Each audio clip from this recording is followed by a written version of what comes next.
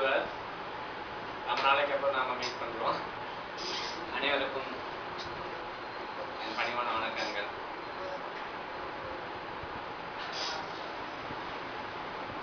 Mesmerism and hypnotism பற்றி நம்ம தொடர்ந்து ஒரு 6 to 7 கிளாஸஸ் பார்த்துட்டு இருந்தோம். இப்போ நிறைய பேர் ரிவ்யூ பண்ணியிருக்கீங்க. என்ன சொல்றதுன்னு தெரியல, நிறைய எக்கச்சக்கமான டவுட்ஸ் நிறைய பேருக்கு வந்திருக்கு. சரிங்களா, என்னுடைய அலைபேசி நம்பருக்கு அதை என்ன மன்னிக்கும். நான் இந்த கிளாஸஸ் எந்த டைம்ல உங்களுக்கு கொடுக்குறேன். ஏன்னா டவுட்ஸ் எல்லாத்துக்கும் உங்களுக்கு சில பேருக்கு வர டவுட்ஸ் பார்த்தீங்கன்னா நிறைய பேருக்கு இருக்கும். நான் பர்சனலாக ஒவ்வொருத்தரும் கிளியர் பண்ண முடியாது. அது ஒட்டுக்காக கிளியர் பண்ணிடலான்னு இருக்கேன். சரிங்களா, ஒரு நம்ம வியூவர் கேட்டிருக்காரு, சார் எனக்கு வந்து நீங்கள் ரொம்ப பெருசாக சொல்லியிருக்கீங்க, ரொம்ப சிம்பிளாக இந்த மெஸ்மரிசம் இந்த மனோவசிய கலையை பற்றி சொல்லுங்க அப்படின்னு சொல்லியிருக்காரு. அவருக்காக ஒரு சின்ன இன்ட்ரெஸ்டன் கொடுத்துறேன். நம்ம பேசிக்காக நம்ம உடலில் இருக்கக்கூடிய மின்காந்த அலைகள் அதை கொண்டு இன்னொருத்தருடைய மனதை நாம் வசியப்படுத்துறது பேர் தான் மனோவசிய கலைங்கிற மெஸ்மரிசம். இது எப்படி சார் கொண்டு வரது, சாத்தியமாகுமா அப்படின்றதான் நம்ம தொடர்ந்து பார்த்துட்டு இருக்கோம். இந்த மின்காந்த சக்தியை இல்லை இந்த மெஸ்மரிச கலையை நான் வந்து கற்றுக்கணும், அடையணும்னா எனக்கு என்ன குவாலிட்டிஸ் வேணும். நான் கண்ணாடி போட்டிருக்கேன், எனக்கு இப்படி நிறையா பேர் டவுட் கேட்டிருக்கீங்க. அவங்களுக்கு சொல்கிறேன், யார் வேணாலும் இந்த கலையை வந்து கற்றுக்கலாம். சரிங்களா, கண்ணாடி போட்டதுனாலும் சரி, போடனாலும் சரி, யார் வேணாலும் கற்றுக்கலாம். ஒரு ரொம்ப சிம்பிளாக ஒரு கேட்டனால அதை சொல்லிடுறேன். இதுக்கு வந்து ஃபஸ்ட்டு வந்து பத்மாசனம், அந்த ஆசனம் எல்லாத்தையும் ஈஸியாக தெரியும். ஒரு கால் மேலே கால் போட்டு நம்ம வந்து சாப்பிடக்குள்ள உட்கார்ற மாதிரி நெஞ்ச நிமித்தி உட்கார்றது தான் பத்மாசனம். சரிங்களா, அந்த பத்மாசனத்தை பற்றி நீங்கள் சொல்ல வேண்டியதில்லை, இன்னைக்கு ஈஸியாக இருக்கும். இந்த பத்மாசனத்தை ப்ராக்டிஸ் பண்ணுங்கள். அடுத்து மூச்சு பயிற்சி, இந்த பிராணாயாமம்னு சொல்லக்கூடிய மூச்சு பயிற்சி தான் முக்கியம். சரிங்களா, இந்த 2 மூச்சு பயிற்சி பார்த்தீங்கன்னா ரெகுலராக பண்ணணும். அதாவது நம்மளுடைய சுவாசத்தை உள்வாங்கி ஒரு ஸ்டார்டிங்கில் செகண்ட்ஸ் கணக்கில் வச்சுருந்துட்டு திரும்ப ரிலீஸ் ஸ்லோவாக ரிலீஸ் பண்ணுறீங்க. அடுத்தது 25 மினிட் மோர்லெஸ் பார்த்தீங்கன்னா ஒரு 2 மினிட்ஸ் அளவுக்கு நீங்கள் வந்து ஹோல்டு பண்ணுற கெப்பாசிட்டி வந்துச்சுன்னாவே நீங்கள் ப்ரிப்பேர் ஆகிடுச்சுன்னு அர்த்தம். இது எல்லாத்தையும் தவிர தன்னம்பிக்கையும் விடாமுயற்சியும் ரொம்ப ரொம்ப முக்கியம். சரிங்களா, தன்னம்பிக்கை இல்லை, தனக்கு மேலே வந்து நம்பிக்கை இல்லை அப்படின்னுக்குள்ள பார்த்தீங்கன்னா அதை கண்டிப்பாக செய்ய முடியாது. அதனால் தன்னம்பிக்கை வந்து மிக முக்கியம். என்ன சொல்லிட்டோம்னா பத்மாசனம், மூச்சு பயிற்சி, இது 2ம் பேசிக் தேவை. இது 2ம் கண்டிப்பாக இன்னைக்கு இருக்கிற சமுதாயத்துக்கு எல்லாருமே செய்யக்கூடிய விஷயம். அதை அடுத்து ஒருநிலைப்படுத்துதல்ங்கிறது வேணும். மனதை ஒருநிலைப்படுத்துதல், மனதை சஞ்சலப்படாமல் ஒருநிலைப்படுத்த கற்றுக்கணும். சரிங்களா, இதுக்கு சில நேரம் தியான பயிற்சி செஞ்சுருந்தீங்கன்னா போதும். இந்த 3ம் கற்று வச்சுருந்தீங்கன்னா இந்த மெஸ்மரிசம், ஹிப்னாட்டிசம் அப்படின்ற அந்த மனோவசிய கலையை அவங்க மிக எளிதாக கற்றுக் கொடுத்துருவேன். சரிங்களா, இது முக்கியமான விஷயம். இதுக்கு முன்னாடியும் சரி, இதுக்கு அப்புறமும் சரி, யாருமே இந்த கலையை வந்து இவ்வளோ எளிமையான முறையில் உங்களுக்கு வந்து அதுவும் வந்து உரையாடல் மூலயமா சொல்லிக் கொடுக்கக்கூடிய ஆட்கள் வரமாட்டாங்க. ஏன்னா இந்த கலை வந்து அவ்வளோ வந்து ஒரு மிக என்ன சொல்றது, மிக மிக சக்தி வாய்ந்த கலை. சரிங்களா, அதனால வந்து அவர் கேட்ட டவுட்டை ஃபர்ஸ்ட் கிளியர் பண்ணிச்சு. அடுத்தது இன்னொரு வியூவர் கேட்டிருக்காரு, சார் மெஸ்மரிசம் அண்ட் ஹிப்னாட்டிசம் சொல்லிருக்கீங்க, மெஸ்மரிசம் என்ன, ஹிப்னாட்டிசம் என்ன அப்படின்னு கேட்குறாரு. இப்போ மெஸ்மரிசம் மனோவசியம் என்கிற இந்த மனோவசியம், தமிழில் சொன்னால் மனோவசியம் மனதை கட்டுப்படுத்துதல், மனதை அடிமைப்படுத்துதல்ங்கிறது. அடிமைப்படுத்துதல்ங்கிறது ஹிப்னாட்டிசம். சரிங்களா, மனதை அடிமைப்படுத்துதல்.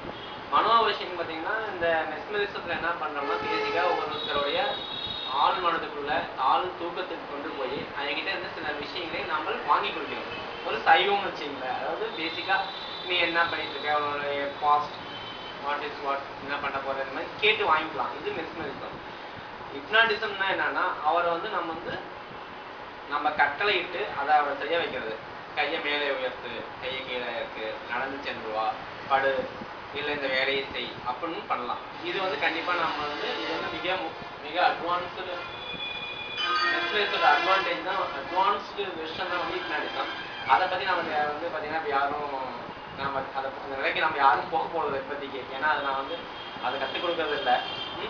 அது அப்படின்னா என்னோட குருநாதரே வந்து என்ன சொல்லியிருக்காருன்னா அந்த மாதிரி ஒரு விஷயத்தை செய்யணும்னு சொல்லியிருக்காரு. அதனால நம்ம மெஸ்மரிசம் கற்றுக்கலாம். சரிங்களா, ஹிப்னாட்டிசம் சொல்லி தெரிஞ்சுக்கலாம். சரிங்களா, இதில் ஒரு டவுட் கேட்டாரு. இன்னும் ஒரே ஒரு நிமிஷம்.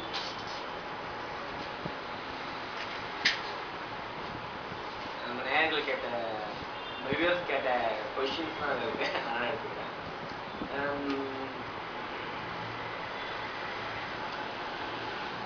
சரிங்க சார். இந்த ஹிப்னாட்டிசம் மெஸ்மரிசம் சொல்றீங்களே, எப்படி சார் நம்ம கிட்ட இருந்து இன்னொரு நம்ம ஆழ்ந்த தூக்கத்துக்கு கொண்டு போகணும் நம்பர் கேட்டிருக்காரு. அவரும் சொல்றேன். நம்ம கிட்ட என்ன சொல்றேன்னா, நம்மளை சுற்றி வந்து நம்ம ஒரு கிராவிடேஷனல் ஃபோர்ஸ் அப்படின்னு உங்களுக்கு தெரியும். ஒரு பொருளை மேலே தூக்கி விட கீழே வருதுங்கக்குள்ள அது ஒரு நடைமுறை தானே.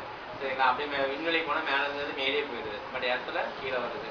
அதை நம்ம வந்து கண்கூட பார்க்கணும். மாதிரி நம்ம கிட்ட ஒரு காந்த சக்தியை இன்னொருத்தருடைய எண்ண அலைகளுக்குள்ள பாய்ச்சி அவங்க எண்ண அலைகளை அவர் வந்து ஒரு ஆழ்ந்த தூக்கத்துக்கு கொண்டு போய் வச்சு செய்யறதுக்கு பேர் தான் மெஸ்மரிசம்.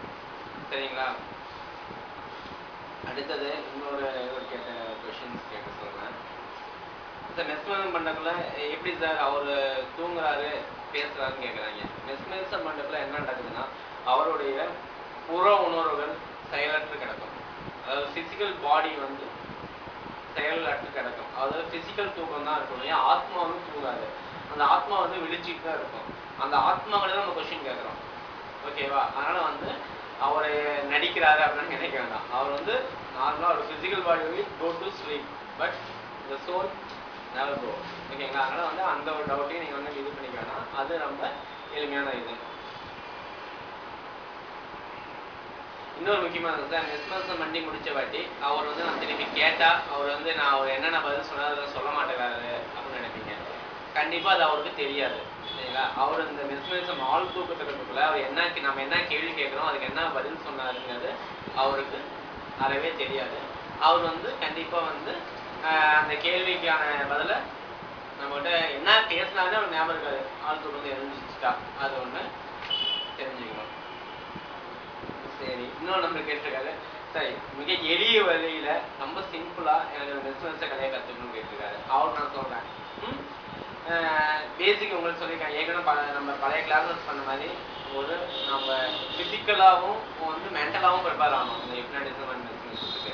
பிசிக்கலானா என்ன சொன்னா உங்களுக்கு வந்து நம்ம நார்மலா எப்படி சொல்றது, நம்ம பாடி வந்து ஜிம்முக்கு போய் நம்ம பாடிலாம் இது பண்ண மாதிரி நம்ம இந்த மெஸ்மரிசத்துக்கு மூலக்கூறா இருக்கக்கூடிய நம்ம கண்களை கரெக்டா வச்சுக்கணும். கண்களை கரெக்டா வச்சுக்கிறது அப்படிங்கிறது. அடுத்து நம்மளுடைய மனதையும் கரெக்டா வச்சுக்கணும். மனதை ஒருநிலைப்படுத்த கற்றுக்கணும். இது ரெண்டு விஷயம் தான் பேசிக். இதுக்கு நான் உங்களுக்கு சொல்லியிருக்கேன் ஐக்கு தேவையான ஐ எக்ஸசைசஸ்ன்னு சொல்லியிருக்கேன். கருவிழியை உருட்டுவது எப்படி, கருவிழியை நேர்கோட்டில் பாய்ச்சுவது எப்படி அப்படின்னு சொல்லியிருக்கேன். நம்ம கண்ணுக்கு காந்த சக்தியை கொடுக்குறது காந்த கண்ணாடியை பற்றி உங்களுக்கு நிறைய சொல்லியிருக்கேன். அந்த காந்த கண்ணாடியை நான் ஏற்கனவே பழைய வீடியோஸ் இருக்கு, நீங்கள் பார்த்துருக்கேன். அந்த காந்த கண்ணாடியை அணிந்து ப்ராக்டிஸ் பண்ணலாம். இதை தவிர்த்து என்ன பண்ணலாம் அப்படின்னா, ஏர்லி மார்னிங் ஒரு 6 o'clock இருந்துச்சு நம்ம சூரியன் உதயமாகிறத நம்ம கண்ணில் ஜஸ்ட் ஃபர்ஸ்ட்டு பார்த்தீங்கன்னா நல்லா உற்று நோக்கிலாம் கண்ணு நீர் வடியும், தலைவலி ஏற்படும். இதெல்லாம் வந்து வந்துட்டு இருக்கும். நீங்கள் ஸ்டெப் பை ஸ்டெப்பாக ஃபர்ஸ்ட் ஒரு 30 seconds பாருங்கள். அடுத்து வந்து go for 1 minute, then 60 minutes, 90 minutes அப்படி போயிட்டு இன்க்ரீஸ் பண்ணிட்டே போயிட்டு குறைஞ்சபட்சம் 3 நிமிடம் என்னால் சூரியனை வெறும் கண்களால் பார்க்க முடிகிறது அப்படின்னா நம்ம கண்களுக்கு அந்த சூரியன் வரக்கூடிய சக்தி, அதாவது அதை டாலரேட் பண்ணுற அளவுக்கு சக்தியும் அதனால் கண்களுக்கு நல்ல பவரும் கிடைக்குது. ஃபர்ஸ்ட்டு இதை ப்ராக்டிஸ் பண்ணிங்க. அடுத்தது சார் நான் சிட்டிக்குள்ளே இருக்கேன் அதெல்லாம் ஒன்றும்னா வீட்டில் ஒரு நல்ல ஒரு hall, but light colour white இந்த மாதிரி லைட் கலர் ஹாலில் ஒரு சின்னதாக ஒரு டார்க்காக ஒரு புள்ளி வரைஞ்சிருங்க. சரிங்களா? அந்த புள்ளி வரைஞ்சிட்டு அந்த புள்ளியை உற்று நோக்க பார்க்கணும். அதாவது ஒரு குறிப்பிட்ட அடி ஒரு 2 meters தள்ளி உட்காந்து அந்த புள்ளியை மட்டும் பார்த்துட்டே இருக்கணும்.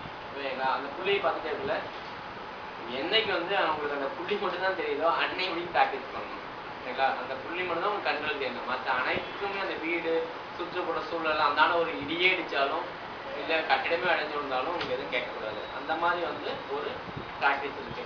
மூணாவது வந்து ட்ரெடிஷ்னலாக இன்னொரு எனக்கு கேண்டிலை பொறுத்து வச்சுட்டு அந்த கேண்டிலை விட்டு நோக்கிட்டு இருக்கலாம். சரிங்களா? அதை ஆடாமல் உங்களுக்கு வந்து என்னைக்கு ஒரு நிலையாக நிற்கிதோ கேண்டில் ஆடும், அந்த தீபம் வந்து ஒரு நிலையாக இருக்கிற முடிக்கும் நீங்கள் விட்டு நோக்கிட்டு இருக்கணும். இந்த மாதிரியும் வந்து நம்ம ப்ராக்டிஸ் பண்ணிக்கலாம். சரிங்களா? இப்போ வந்து உங்களுடைய டவுட்ஸ்லாம் ஓரளவுக்கு நான் கிளியர் பண்ணிப்பேன் நினைக்கிறேன். நீங்கள் கேட்ட டவுட்ஸ் தான் கண்ணாடி போட்டு பண்ண முடியுமா, இல்லை இந்த மெஸ்மரிசம் ஹிப்னாட்டிசம் என்ன டிஃப்ரென்ஸு, அப்புறம் இப்படி ஒருத்தர் மெஸ்மரிசம் பண்ணுறதுல வந்து பேசுகிறாரு அவர் வந்து தட் மீன்ஸ் புற உணர்வுகள் செயலற்று கிடக்கும். ஆத்மா செயலட அந்த பாயிண்ட் சொல்லியிருக்கேன். அடுத்தது பார்த்தீங்கன்னா மெஸ்மரிசம் பண்ணி முடிச்ச வாட்டி அவர் வந்து நம்ம அவர்கிட்ட கேட்ட கேள்விலாம் முடிச்சு சொல்லுவாரான்னு கேட்டிருக்கீங்க. அதுக்கு நான் வந்து பதில் சொல்லியிருக்கேன். ஹிப்னாட்டிசம்னா என்னங்கிறதையும் தெளிவாக சொல்லியிருக்கேன். கட்டளையிடுதல், அதாவது மெஸ்மரிசத்துடைய அடுத்த கட்டம் தான் வந்து ஹிப்னாட்டிசம். சரிங்களா? என்னோட இந்த யூடியூப் சேனலில் என்னோட வீடியோஸை பார்த்து மிகவும் பேராதரவு கொடுத்து இந்த வந்து பார்த்தீங்கன்னா நம்ம சேனல் வந்து சேனல் பார்க்குறதோட கொண்டு போயிட்டு இருக்கீங்க. உங்களுக்கு மிக நன்றி. நிறையா பேர் என்னுடைய கேள்விகளை பார்த்தீங்கன்னா என்னுடைய வேர்ல்ட் தமிழ் ஃபவுண்டேஷன் @gmail.com அப்படிங்கிற இணையதள முகவரியில் உங்களோட கேள்விகளை எனக்கு அனுப்புங்க. நான் வந்து என்ன பிளான் பண்ணியிருக்கேன்னா அடுத்தது ஃப்ரெஷ்ஷாக வந்து இது முடிக்கும் நடைபெற்றது பார்த்தீங்கன்னா சில பேருக்கு புரியலன்னு சொல்லிகிட்டே இருக்காங்க. திருப்பி நான் வந்து ஸ்டார்ட் பண்ணி ஃப்ரெஷ்ஷாக உங்களுக்கு வந்து கோர்ஸை கொண்டு போகலான்னு இருக்கேன். அதனால் ரொம்ப சிம்பிளாக இந்த முறை பார்த்தீங்கன்னா உங்களுக்கு வந்து இந்த மெஸ்மரிசம் கலையை மிக எளிதாக கற்றுக்கிறதுக்கு நான் வந்து முயற்சி பண்ணித்தரேன். நீங்கள் சரியாக என்னோட சேர்ந்து ப்ராக்டிஸ் பண்ணிங்கன்னா வித்தின் 3 monthsக்குள்ளே இந்த கலையை நீங்கள் கற்றுக்கலாம். ஓகேங்களா? அப்புறம் நம்ம இதில் அடுத்த ஸ்டெப் வந்து நீங்கள் வந்து டைரக்ட் ப்ராக்டிகல் கிளாஸஸ் டேரெக்டாக தான் வந்தாகணும். ஓகேங்களா? நீங்கள் ஜஸ்ட் பேசிக் கற்றுக்குங்க. கற்றுக்காட்டி ப்ராக்டிகல் கிளாஸஸ் பற்றி நான் ப்ராக்டிக்கலாக பண்ணி காமிக்கிறேன். அதையும் நீங்கள் வந்து படிப்படியாக கற்றுக்குவீங்க. ஓகே, ரொம்ப சிம்பிளாக சொல்ல போனால் இது வந்து ஒரு முன்னோர்களால் நமக்கு அருளப்பட்டக்கூடிய ஒரு மிக தொன்மையான கலை. இந்த கலையை வந்து நம்ம என்னென்னத்துக்கு பயன்படுத்தணும், நிறையா விஷயத்துக்கு பயன்படுத்தலாம். ஒருத்தருக்கு அறுவை சிகிச்சை இன்னைக்கு குளோரோஃபார்ம் கொடுத்தா மயக்க நிலையில் போய் நிற்கிறாருல, அவருக்கு வழி தெரியாது. பட் அவர் பார்த்தீங்கன்னா ஒருத்தர் யாரோ ஆப்ரேஷன் தேட்டரில் இருந்து பக்கத்துல இருந்து பார்ப்பீங்க, அவர் பேசிட்டு இருப்பாரு, ஏதோ ஒன்று பேசுவார். பட் அவர் உடம்புல நம்ம என்ன பண்ணாலும் வந்து வழி தெரியாது. அந்த மாதிரி அறுவை சிகிச்சை பண்ணுறதுக்கு கூட இந்த மெஸ்மரிச கலையை நம்ம பயன்படுத்தலாம்ங்கிறாங்க. சரிங்களா? பயன்படுத்தலாம்ங்கிறாங்கல்ல, பயன்படுத்தலாம். அவங்க எந்த ஒரு வழியும் தெரியாது, ஒரு ஆத்ம மட்டும் தான் விழிச்சிருக்கும். பார்த்து வைக்கணும். அந்த மாதிரி ஒரு கைட் பண்ணுவோம் நமக்கு. அந்த மாதிரி நிலையை கூட பண்ணலாம். அடுத்தது பார்த்தீங்கன்னா ஒருத்தருடைய என்ன சொல்றது, அதனுடைய மனக்குறைகளை வந்து குறைக்கிறதுக்கு மிக ஈஸியாக இருக்கும். சரிங்களா? தவறான வழிக்கெலாம் அதை பயன்படுத்துறது பார்த்தீங்கன்னா சான்ஸே இல்லை. இன்னைக்கெல்லாம் வந்து தவறான வழிக்கு பயன்படுத்துறதுக்கு சான்சஸ் இல்லை. நம்மளும் அதை பயன்படுத்தக்கூடாது என்பது என்னுடைய பணிவான வேண்டுகோள்.